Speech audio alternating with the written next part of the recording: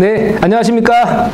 여러분, 2부 시간이 돌아왔습니다. 네. 자, 이번 시간은 여러분들 1부에서 우리가 들었던 것처럼 여러 가지 기업의 입장에서 평가 시스템, 그리고 또 어떻게 하면 좋은 자기소개가 될지 요리 레시피, 또 자소서를 요리하라 라는 이런 내용을 가지고 여러분들한테 알려드렸거든요. 그럼 실제로 이제 항목별로 어떻게 자기소개서를 써야 되는지 저랑 같이 한번 분석해보고 고민해보고 또 개선해 나가는 시간을 갖도록 하겠습니다. 자, 우선 성장 과정부터 제가 좀 말씀드릴게요. 여러분들 성장 과정을 쓰라고 한다면 어떤 내용을 써야 될까요? 흔히 여러분들 이제 가정 환경, 뭐 배경을 보려고 하는가 보다라는 생각에 이제 부모님 말씀을 하시게 되잖아요. 어떠한 아버님과 또 어떠하신 어머님 사이에서 뭐 이남일녀의 뭐 장녀로 태어나서 어떻게 하고 했습니다. 이게 성장 과정일까요? 이거를 알고 싶어 하는 걸까요? 또 두 번째 방법으로 초등학교 때부터 이제 연대기식으로 쓰는 방법이 있거든요. 자, 초등학교는 어느 초등학교를 나와서 그때 뭐 했고, 중학교 때는 뭐 했고, 고등학교 때는 뭐 했고, 이런 식으로 쭉 나열하거든요. 좋은 방법일까요? 뭐 임팩트가 없겠죠? 특정 뭐 어떤 이런 사건을 갖다가 집중적으로 쓴 것도 아니고요. 쭉 나열식으로 연대기식으로 풀어나가거든요. 좋은 방법이 아닙니다. 성장과정 그렇게 쓰는 거 아니고요. 자, 성장과정이라고 하면 여러분들이 어떻게 살아왔는지를 갖다가 보려고 하는 건데요. 지금도 현재 여러분들은 성장하고 계신다고 볼 수 있잖아요. 그렇기 때문에 가급적이면 대학 시절의 경험을 가지고 쓰는 게 훨씬 더 효과적입니다. 실제로 채용 담당자의 입장에서도 여러분들의 대학 시절이 가장 궁금하고요. 그때의 경험들이 입사 후에도 그대로 이어질 가능성이 크다고 판단하거든요. 그래서 가급적이면 대학교 시절 아니면 그래도 고등학교 시절까지 정도 써주는 게 좋지, 중학교, 초등학교 시절까지 내려가게 되면 너무 오래전의 어떤 성장 과정이기 때문에 입사 후에 그대로 이어질 가능성이 크지 않다고 생각해요. 그래서 그런 것들 좀 유의하시면 좋을 것 같습니다. 그래서 일단 성장 과정, 나의 가치관 인성 보려고 하는구나. 그러면 내가 어떻게 살아왔는지 먼저 한두 문장으로 정의를 하고 또 두세 문장으로 정의를 하고 그 다음에 가급적이면 대학 시절의 경험 또는 고등학교 시절의 경험을 가지고 여러분들의 앞에 정의했던 내용을 근거로 예시를 들어주면 좋을 것 같다는 생각이 듭니다. 한번 보겠습니다. 자, 유족의 마음을 헤아려 행동하는 장래의 지도사. 맨 위에 쓴 것은 소제목이라고 하죠. 혹시 들어보셨습니까? 소제목. 소제목의 효과는요, 아래 내용을 궁금해하게 만드는 효과가 있습니다. 여러분들 뭐 다음이나 네이버 이런 포털에 가시면 궁금해서 들어가는 경우가 있죠. 네, 그 제목만 보고 그랑 유사한 효과가 볼 수 있다고 저는 생각하거든요. 그래서 좀 더 관심을 끌 수 있는, 호기심을 끌 수 있는 소제목을 달아주는 게 훨씬 더 효과적이고요. 자, 궁금합니다. 이제 내용이 항상 다른 사람을 배려하며 행동할 줄 알아야 한다는 좌우명을 가지고 살아왔습니다. 때문에 항상 상대방의 입장을 생각하며 말과 행동을 하려고 노력했습니다. 나의 삶을 두 문장으로 정의하죠. 한번 이렇게 정의해 보시는 거예요. 그래서 배려심이라는 키워드가 나의 성장 과정입니다 라는 정의입니다. 그럼 관련된 경험을 가지고 이 근거를 제시하셔야 되겠죠. 어떤 경험? 2017년 학예 실습 중 하면서 실습 경험을 가져오시는 거예요. 말로만 설명하게 되면 신뢰감이 높지 않겠죠. 항상 경험이나 사례를 가지고 여러분들이 근거를 제시할 수 있도록 해주는 게 좋을 것 같습니다. 자, 이때 실습 중인 저를 보고 나이가 너무 어린데 뭘 제대로 할 수 있겠냐 등의 불평을 하셨습니다. 자, 요게 어떤 효과가 있냐면 초반부에 이렇게 뭔가 문제점을 갖다가 제기하고 풀어나가시는 것도 좋은 방법이세요. 우리 영화나 연극 같은 거 보실 때 재미있는 영화나 연극은 어떻습니까? 초반부에 문제가 발생하죠. 갑자기 조용했던 마을에 누가 나타난다든지 누가 없어진다든지 하는 이런 문제가 나타나기 시작합니다. 그 다음에 우리는 그 문제를 어떻게 해결하는지 그 내용을 쭉 볼 수밖에 없는 거죠. 그리고 영화나 연극에 빠져들 수밖에 없는 거죠. 그런 효과가 있거든요. 그래서 여기 앞에 이렇게 불평하셨습니다 라고 이제 하면서 풀어나가는 거죠. 하지만 좀 서운했지만 말과 행동을 더 조심했고 정성을 들여 업무를 수행했습니다. 조문객분들이 불편하지 않도록 정중하게 안내하고 특히 연습할 때 경건한 마음을 표현하려고 노력했습니다. 상주분께서 입관이 끝나고 빈소로 돌아가시는 길에 제 손을 잡으시며 정말 고맙다고 진심 어린 감사의 말을 해주었습니다. 구체화시킬 때 되게 잘 쓰신 게요. 특정 사례를 들어줬잖아요.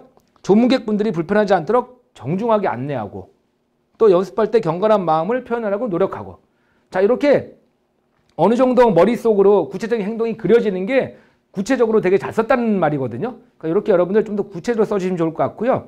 마지막 성과 부분이라고 할 수 있는데 자 지금까지 쭉 과정이 있었는데 성과가 없다면 어떻게 보면 조금 핵심이 빠졌을 수도 있다고 느껴질 수 있거든요. 자 이럴 때 이렇게 정말 고맙고 고맙다라는 말을 인용해 가지고 오면서 여기 따옴표를 하면서 이 안에다가 정말 고맙다라는 말을 집어넣었잖아요. 자 이렇게 하면서 감사의 말을 전해드렸습니다라고 한다면 신뢰감이 더 높아지는 이런 성과 맞죠? 그래서 중간에 과정에 대한 성과를 표현해 줌으로써 이 내용에 대한 신뢰감이 더 높아질 수밖에 없는 거죠. 마지막 각오 한번 해볼까요? 앞으로 유가족분들의 마음을 헤아려 행동할 수 있는 장례 지도사가 되겠습니다. 라는 마지막 각오. 앞에 있는 내용을 마지막 정리할 수 있는 이런 효과가 있는 거죠. 중간에 줄을 띄워가지고 가독성 높였잖아요. 데코레이션이죠. 데코레이션. 자, 이런 식으로 성장 과정 쓰시면 좋은 성장 과정이 될 것 같습니다. 두 번째 한번 볼까요? 네, 조금 내용 많은데요. 자, 더 많은 책임감을 느낍니다. 라는 소제목을 달았어요. 일단 고등학교 시절부터 먼저 가네요. 내용이 좀 길 때는 고등학교와 대학교 요 이런 시대의 경험을 가지고 하는 것도 나쁘지 않을 것 같습니다. 일단 처음에 관심을 가지게 된 것은요. 고등학교 때 장례 쪽에 장례 일을 하시는 분의 업무를 우연히 보게 되었는데 그때부터 이 장례 쪽에 관심을 가지게 되었습니다라고 하죠. 그러니까 오래전부터 관심을 가지게 되었다라고 하고요. 사실 여기에 포커스를 맞추면 안 되는 거죠. 현재와 가까운 대학 시절의 경험에 포커스를 맞추는 게 훨씬 더 유리한 거죠. 그리고 또 채용 담당자 입장에서도 보는 사람 입장에서도 요 두 번째 경험에 대학 시절의 경험에 더 관심이 갈 수밖에 없거든요. 자, 그래서 대학교 진학을 앞두고 자, 훌륭한 장례 지도사가 되어야 되겠다라는 생각에 우리 장례 지도과에 입학할 수 있었습니다. 자, 공부 열심히 했죠, 대학 때. 그 다음에 특정 이제 경험 갖고 오는 거죠. 학교에서 견학으로 추모공원 화장장을 다녀온 적이 있습니다. 라고 하면서 이때 내가 앞으로 책임감을 가지고 완벽하게 수행해야 되겠다라는 생각이 들었습니다. 라고 했는데요. 사실은 여기 추모공원 화장장 다녀온 경험 있잖아요. 이 경험에 대해서 여기 조금 더 구체적으로 적어주시면 좋을 것 같아요. 지금 그냥 발인 절차 과정을 자세히 살펴보고 장례시설 장비와 내부 모습을 관찰하였습니다. 라고 되어 있는데 좀 더 그려질 수 있도록 읽는 사람이 특정 어떤 시설에 어떻게 내가 했는지에 대해서 좀 더 관심을 가지고 읽을 수 있도록 조금 더 구체화시켜 주시면 훨씬 더 좋겠다는 생각이 듭니다. 그 뒤 학교에 돌아와서 장례 지도를 하는 영상을 찾아보고 관련 공부도 열심히 하게 되었습니다. 이때 영상도 어떤 영상을 봤는지 또 관련 공부도 어떻게 더 열심히 했는지 이 how를 생각한다면 조금 더 구체화시킬 수 있거든요. 자, 여기서는 전체적으로 고등학교부터 시작해서 대학교 진학, 그 다음에 대학교에서 어떤 견학 경험 가지고 풀어난 건 좋은데요. 조금 더 요 추모공원 화장장 다녀왔던 경험을 좀 더 써주신다든지 그리고 내용을 조금 더 구체적으로 예시를 들어서 써주신다면 훨씬 더 신뢰감이 갈 것 같다라는 생각이 듭니다. 자, 일단 성장 과정 그래도 이렇게 부모님 얘기 안 하고 연대기식으로 쭉 초등학교 때부터 나열하지 않은 거는 되게 잘한 거죠. 자, 성장 과정 이제 다 이해되셨죠? 앞으로 여러분들의 성장 과정 잘 써보시길 바라겠습니다. 자, 이어서 성격의 장단점에 대한 말씀을 좀 드릴게요. 자, 여러분들 만약에 성격의 장단점 쓸 때 두 가지 방법이 있을 것 같거든요. 첫 번째는 장점 위주로 쓰는 방법, 그 다음 단점을 최소화하는 방법. 두 번째는요, 단점을 쓰고 단점을 극복해 나가는 과정을 쓰는 방법. 둘 중에 여러분들 어떤 걸 택하시겠습니까? 어떤 게 더 나을까요? 뭐 두 번째 방법도 나쁘진 않은 것 같지만요. 면접 때 좀 문제가 발생할 수 있습니다. 제가 인사팀장으로 한 8년 정도 근무를 했었는데요.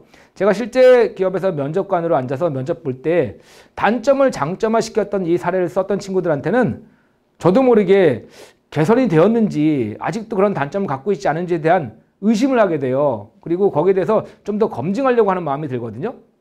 그러다 보면 장점을 부각시켰던 친구들 대비해가지고 아무래도 합격될 확률이 좀 낮아질 수밖에 없는 거죠. 그래서 여러분들 장점을 좀 더 부각시키고요. 단점은 좀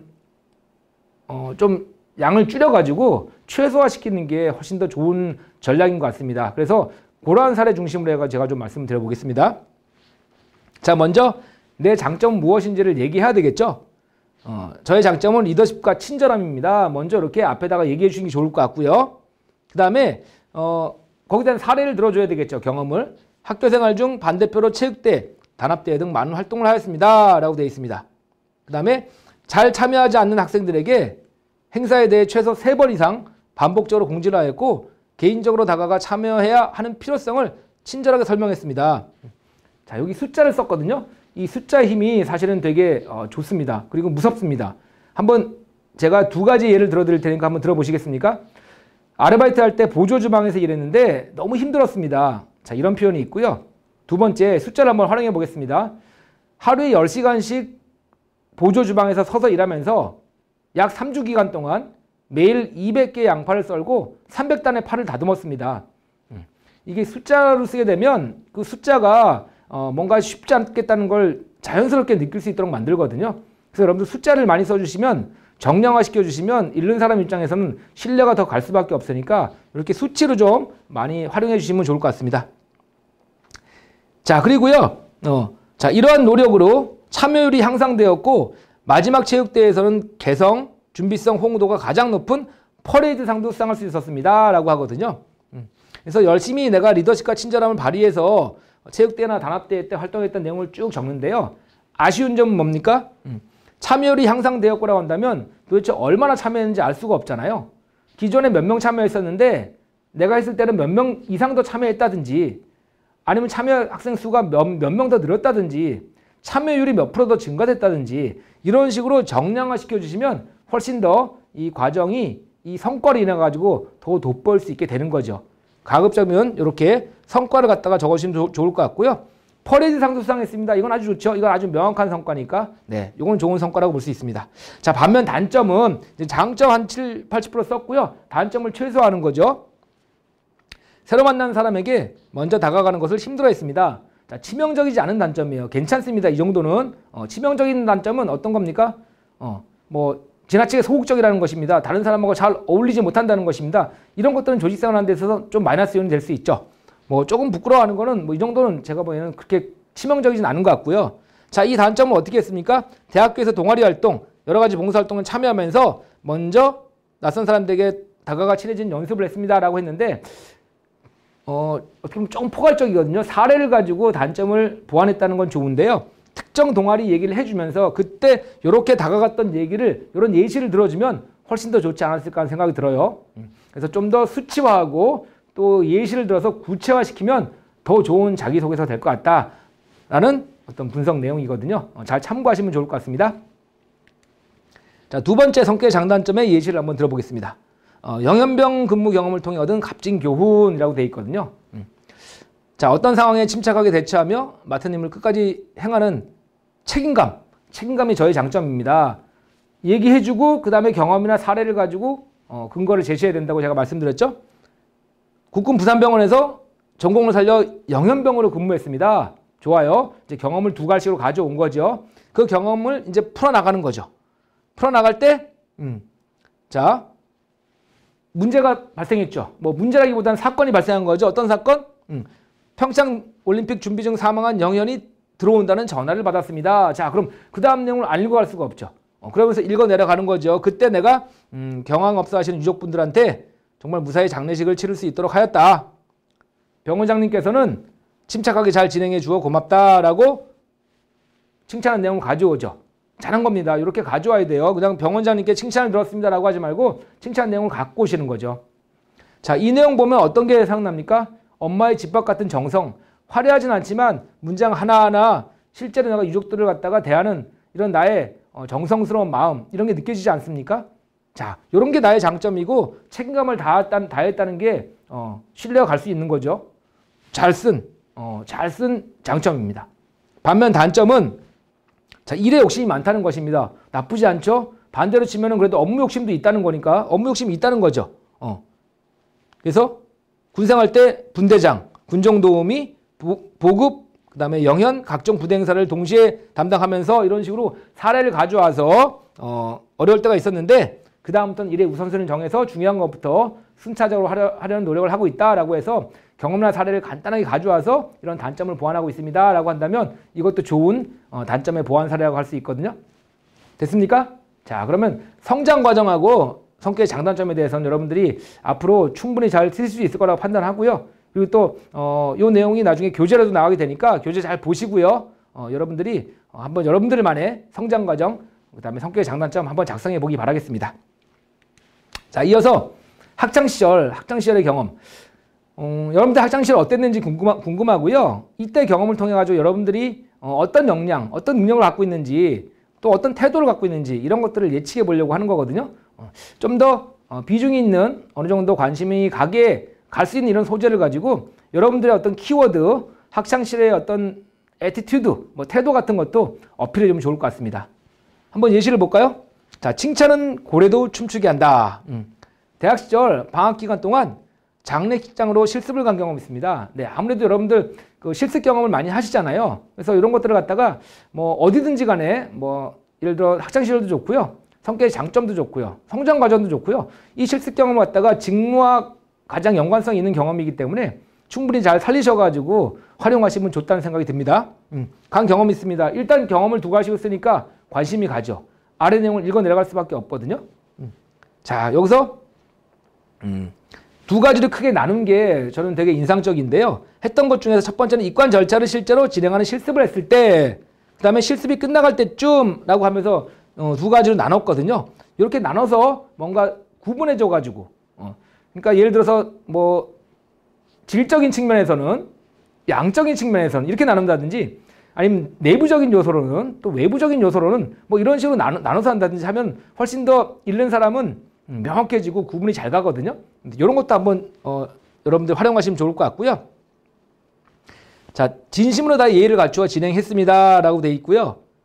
담당 직원분들은 예의를 갖추어 제대로 진행하는 모습이 보기 좋았다 라고 얘기를 하거든요.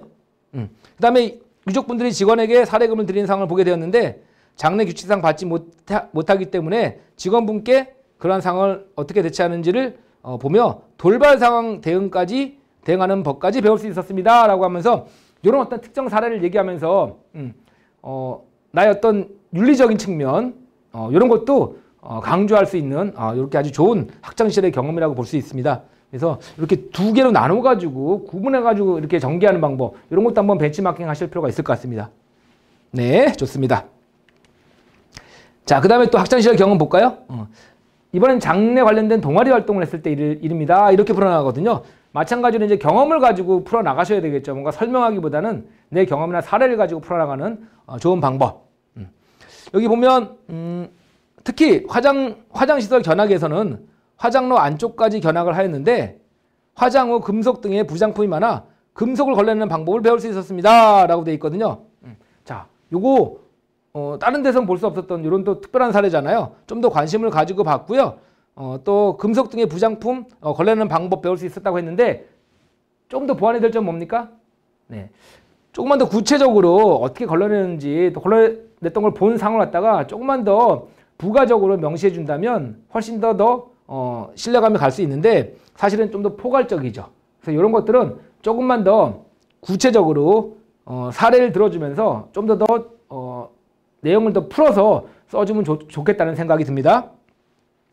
자, 보고 그리고 이제 맨 마지막 보게 되면 자, 이 경험으로 원활한 장례 진행을 위해서는 각 시설마다 기본적으로 지켜야 하는 부분과 필요성을 알 수 있었습니다 라고 되어 있거든요. 그래서 조금만 더 기본적으로 지켜야 하는 부분이 무엇이고 필요성이 무엇인지를 갖다가 조금 더 명확하게 해주면 좋겠다라는 거죠. 그래서 여러분들 포괄적이라는 단어 이런 단어들 갖다가 앞으로는 좀 더 구체적이라는 단어로 예시를 들어주면서 여러분들이 쓰시게 되면 훨씬 더 신뢰감이 높아지니까 그런 점만 좀 유의하시면 좋겠다는 생각이 듭니다. 자, 이제 마지막으로 지원 동기하고 입사 후 포부에 대한 말씀을 좀 드릴게요. 지원 동기는요, 일단 지원하는 회사에 대한 관심과 애정 이런 것을 느낄 수 있도록 해야 되고요. 입사 후 포부는요, 입사 후 계획은 내가 실제로 어떤 일을 할 건지 그 업무와 관련해서 좀 더 구체적으로 써줘야 된다. 이게 가장 핵심이거든요. 자, 지원 동기 쓰실 때 여러분들 내가 지원하는 곳에 좋은 점만 부각시켜서 이렇게 좋은 곳이기 때문에 제가 지원하게 되었습니다 라고 쓰는 거는 바람직하지 않아요.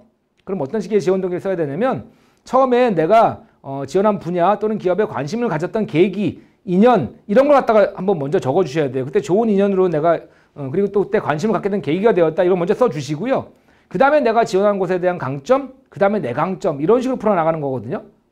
그래서 이런 좋은 인연이 있었고 또 내가 지원하는 곳이 이렇게 좋은 곳이고 나 또한 이렇게 지금까지 능력을 키웠기 때문에 내가 꼭 들어가서 이렇게 기여할 수 있습니다. 그렇기 때문에 지원하게 되었습니다. 자, 이런 전개 방식이 가장 좋거든요.